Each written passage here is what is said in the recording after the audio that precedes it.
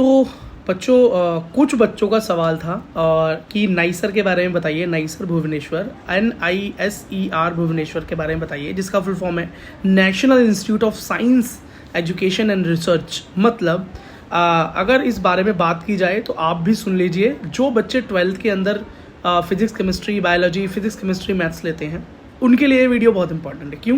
क्योंकि अब बाद में आपके पास क्या करियर ऑप्शंस है, या तो आप इंजीनियरिंग में जाते हैं या आप मेडिकल फील्ड में जाते हैं, MBBS के लिए ऑप्ट करते हैं, BAMS या मेडिकल फील्ड में जाने की कोशिश करते हैं।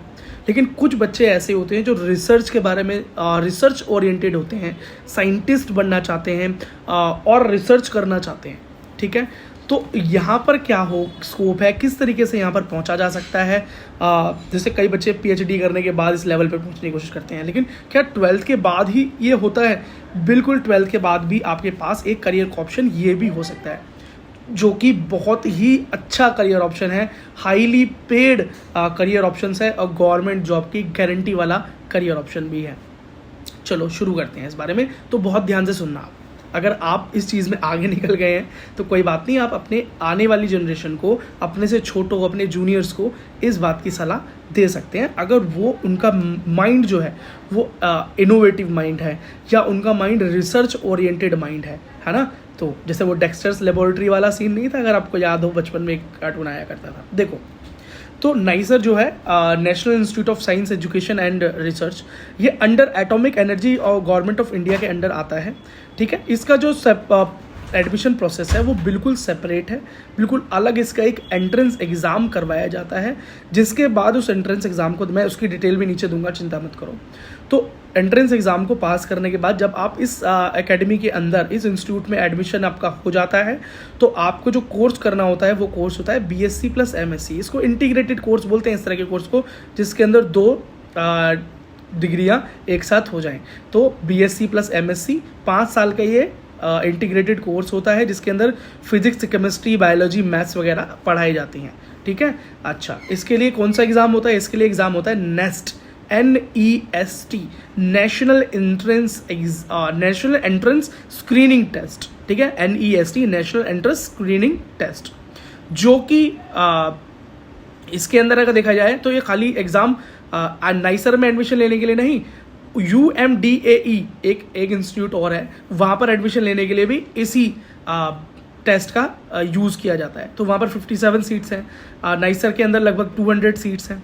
ठीक है, अब यहाँ पर ये जो टेस्ट होता है ये कंप्यूटर बेस्ड टेस्ट होता है, CBT, और जो इसके एग्ज़ाम की जो डेट निकल कर आती है, जो ये मान लीजिए एग्ज़ाम फॉर्म जब निकल के आता है फरवरी के आसपास आता है, एग्ज़ाम जून में हो जाता है, जुलाई में रिजल्ट आ जाते हैं।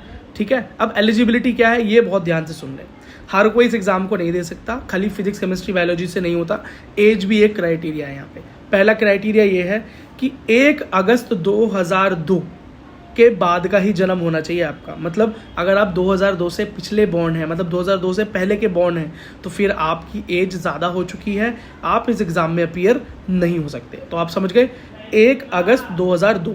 ठीक है, अच्छा, नेक्स्ट, अगर आप बात करें कि एज का कोई रिलैक्सेशन भी है क्या अदर कास्ट के लिए, तो हाँ, कुछ कास्ट के लिए कुछ रिजर्वेशन यहाँ पर है। 5 साल तक, 5 साल का एज रिलैक्सेशन यहाँ पर है SC, ST, PWD कैंडिडेट्स के लिए।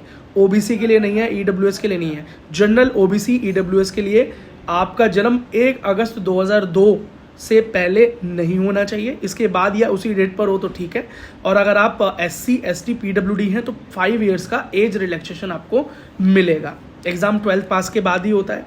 फिजिक्स, केमिस्ट्री, बायोलॉजी हो आपके पास, फिजिक्स, केमिस्ट्री, मैथ्स हो, या कई स्कूलों के अंदर फिजिक्स, केमिस्ट्री, मैथ्स और बायोलॉजी एक साथ ही पढ़ाई जाती है। मैं जहाँ से पढ़ा वहाँ पर फिजिक्स, केमिस्ट्री, बायोलॉजी, मैथ्स एक साथ हमने पढ़ाया, हमारे लिए कोई चॉइस वहाँ पर नहीं था। एलिजिबिलिटी क्या है? तो आपके 12th बोर्ड एग्जाम में एटलीस्ट 60% होने चाहिए। जनरल, OBC और EWS कैटेगरी के कम से कम 60% होने चाहिए टॉप 3 के अंदर, मतलब फिजिक्स, केमिस्ट्री, बायोलॉजी या फिजिक्स, केमिस्ट्री, मैथ्स के अंदर कम से कम 60% आपके होने चाहिए, 60। और अगर आप SC, ST, PWD स्टूडेंट हैं तो आपके कम से कम 50% होने चाहिए। ठीक है, अगला, फिर उसके बाद जब ये आप एंट्रेंस एग्जाम दे देते हैं, आप इस एंट्रेंस एग्जाम के अंदर पास भी अगर हो जाते हैं, उसके बाद एक मेरिट लिस्ट बनती है। क्योंकि आपको पता है कि 200 सीट्स हैं ओनली एक इंस्टीट्यूट में, एक में 57 है, तो सबको तो अंदर ले नहीं सकते, टॉप 200 बच्चों को ही यहाँ पर ले सकते हैं। अब एक लिस्ट बनती है तो उसको बोलते हैं नेस्ट की लिस्ट, मेरिट लिस्ट। तो वो मेरिट लिस्ट के अंदर अगर आपका नाम आ जाता है तो खाली एग्जाम को पास कर लेना, क्वालिफाई कर लेना ये क्राइटेरिया नहीं है, उस लिस्ट के अंदर भी आप आने चाहिए। मतलब आप कम से कम टॉप 200 कैंडिडेट्स में होने चाहिए। मतलब अगर नेस्ट में आप नाइसर में आप जाना चाहते हैं तो ठीक है, 200 कैंडिडेट के अंदर अगर आप हैं तो आप मेरिट लिस्ट के अंदर आएंगे। उसके बाद फिर आपको कांटेक्ट किया जाएगा, मेल किया जाएगा, ताकि आप इंस्टीट्यूट विजिट करें, अपनी फ़ी पेमेंट करें, अपने डॉक्यूमेंट का प्रोसीजर कंप्लीट करें, अपना मेडिकल कंप्लीट करें। और अगर आप PWD स्टूडेंट हैं तो आपकी वेरिफिकेशन के लिए भी नोटिफिकेशन वही आपको देंगे जब आप इंस्टीट्यूट विजिट करेंगे। या तो वो आपका वेरिफिकेशन इंस्टीट्यूट के अंदर ही करवाएंगे, बाहर से डॉक्टर आएगा और आपको इंस्पेक्ट करेगा, ज़्यादातर केसेस में यही होता है। या फिर आपको कोई मेडिकल कॉलेज अलॉट करेंगे कि आप इस मेडिकल कॉलेज जाइए और ये आपका डेट है, इस डेट पे आकर आप अपना PWD वेरिफिकेशन करवा लीजिए, अपनी दिव्यांगता को प्रूव कर मतलब प्रूफ ही बोल दूंगा मैं इस चीज़ को, रीचेक करवा लीजिए। और अगर वहाँ से वो आपको फिट बोल देते हैं या बोल देते हैं yes he is a PWD candidate, तो आपको PWD का कोटा मिल जाएगा। वैसे ज़्यादातर केसेस में इंस्टीट्यूट के अंदर ही वो होता है चेकिंग, बाहर नहीं भेजते। मतलब मेडिकल की फील्ड के अंदर तो बाहर ही भेजा जाता है, लेकिन इस तरह के इंस्टीट्यूट जो होते हैं ये अपने इंस्टीट्यूट के अंदर ही इस वेरिफिकेशन को कंप्लीट करा लेते हैं। लेकिन कुछ भी हो सकता है, मैंने आपको समझा दिया, या तो वो इंस्टीट्यूट के अंदर ही हो जाएगा या किसी कॉलेज में या किसी मेडिकल हॉस्पिटल में आपको भेज दिया जाएगा। तो आप अकेले नहीं होंगे जाने वाले, जितने भी PWD कैंडिडेट यहाँ पर होंगे उन सबको वहाँ पर भेजा जाएगा। एग्ज़ाम से पहले कोई वेरिफिकेशन नहीं होता है, एग्ज़ाम देने के बाद, मेरिट लिस्ट बनने के बाद ही कोई वेरिफिकेशन का प्रोसेस होता है। ठीक है, तो इसको इतना टेंशन लेने की जरूरत नहीं है, बहुत नॉर्मल प्रोसीजर है। अगर आप दिव्यांग हैं, अगर आप PWD कैंडिडेट हैं तो आप बिल्कुल आराम से इस वेरिफिकेशन में पास हो जाएंगे, बहुत टफ नहीं है।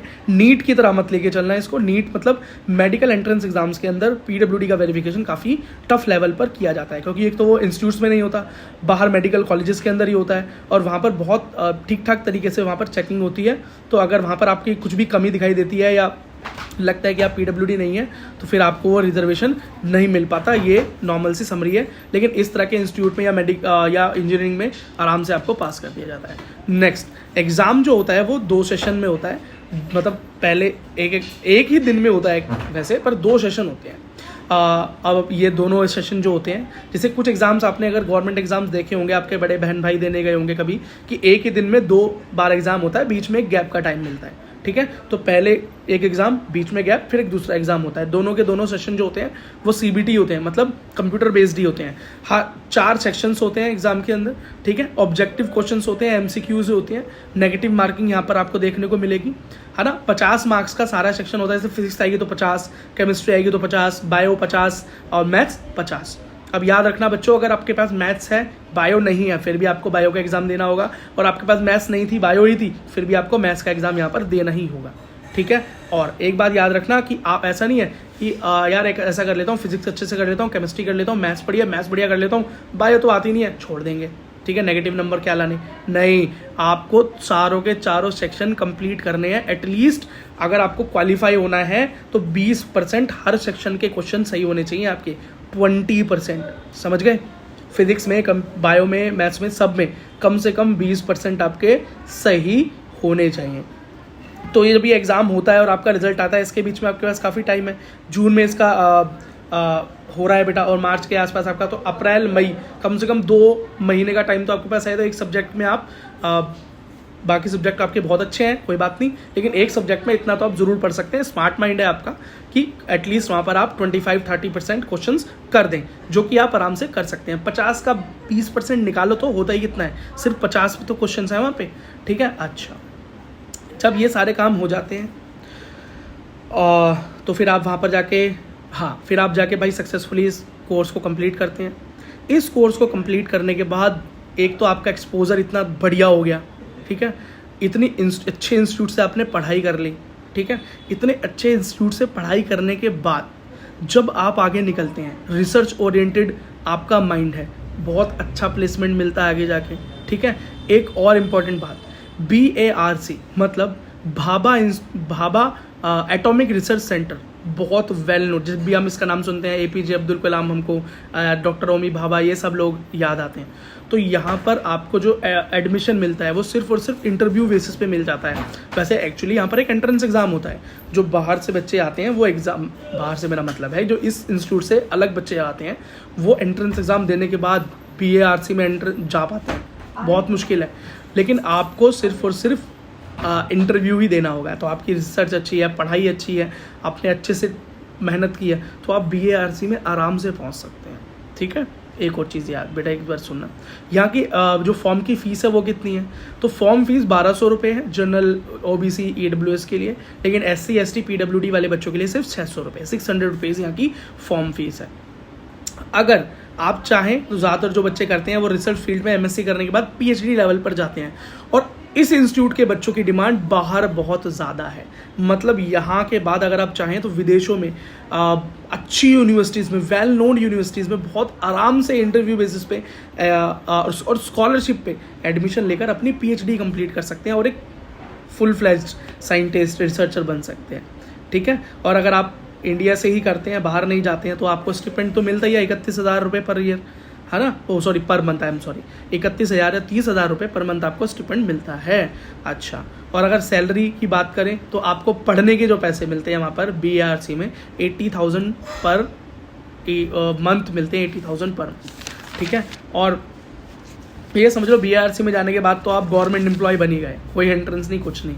ठीक है बेटा, तो यही सारी चीज़ें मैं आपको बताना चाहता था। ये एक अलग से करियर ऑप्शन है, बच्चों ने पूछा था इस बारे में, कुछ बच्चे हैं जिन्होंने इसका एग्ज़ाम दिया था, वो इसके अंदर पास हो गए हैं, और वो पूछ रहे थे कि PWD वेरिफिकेशन किस तरीके से होगा, तो मैंने बता दिया है बेटा। और ये सारी जानकारी आपको इंस्टीट्यूट पर वैसे भी मिल ही जाएगी जब वहाँ पर विजिट करोगे। तो एक अच्छा करियर ऑप्शन है, अगर आप इसे चुनना चाहते हैं तो all the best, thank you. Video अगर पसंद आई हो तो वीडियो को लाइक, चैनल को सब्सक्राइब करें। इस तरह की वीडियोज़ मैं लाता रहता हूँ ताकि आपको इन्फॉर्मेशन मिलती रहे और आप अपडेटेड रहें और करियर के अंदर आप अच्छे से अच्छे जगह पर पहुँच पाएँ। और ऑल द बेस्ट है मेरी तरफ से। कमेंट सेक्शन ओपन है, जो अगर आप चाहें ओपिनियन देना चाहें, क्वेश्चंस पूछना चाहें, कोई सवाल है तो नीचे कमेंट सेक्शन के अंदर पूछ सकते हैं। और आप चाहें तो हमारे ज्वाइन बटन को क्लिक करके इस चैनल के ज्वाइन हो सकते हैं, हमारे मेंबर बन सकते हैं। मेंबर्स को बहुत सारे अलग फ़ायदे हैं, जैसे कि मेंबर्स के सवालों के जवाब जल्दी दिए जाते हैं, मेंबर्स ओनली वीडियोस होती हैं, मेंबर्स ओनली लाइव स्ट्रीम्स होती हैं, और बहुत सारी पर्सनल हेल्प उनको मिलती है। और आप चाहें तो सोशल मीडिया पर भी हमसे जुड़ सकते हैं, क्योंकि ये जो सारी इन्फॉर्मेशन है रिटन फॉर्म में टेलीग्राम पर, व्हाट्सएप और इंस्टाग्राम पर हम डालते रहते हैं। तो रिटन फॉर्म में अगर आपको ये सारी इन्फॉर्मेशन चाहिए, जो कि मैं आपको बता रहा हूँ, एक्चुअली पढ़ के ही बोल रहा हूँ, मैंने पहले नोट्स बनाता हूँ इनके, तो ये जो आपको इन्फॉर्मेशन चाहिए रिटन फॉर्म में, चाहे वो लिस्ट हो, कोई भी हो, और भी अदर इंपॉर्टेंट डेटा होता है, तो आपको हमारे इन सोशल मीडिया साइट्स पर मिल जाएगा। और उनका लिंक जो है हमारे इस यूट्यूब चैनल के अबाउट सेक्शन के अंदर है। आप यूट्यूब चैनल के अबाउट में जाएंगे, टेलीग्राम का लिंक, इंस्टाग्राम का लिंक आपको मिल जाएगा, वहाँ से व्हाट्सएप का भी लिंक मिल जाएगा। आप वहाँ पर हमें ज्वाइन कर लें ताकि अच्छी इंफॉर्मेशन, इंपॉर्टेंट इंफॉर्मेशन आपको टाइम टू टाइम मिलते रहे। वीडियो को अंत तक देखने के लिए धन्यवाद। मिलते हैं अगली वीडियो में।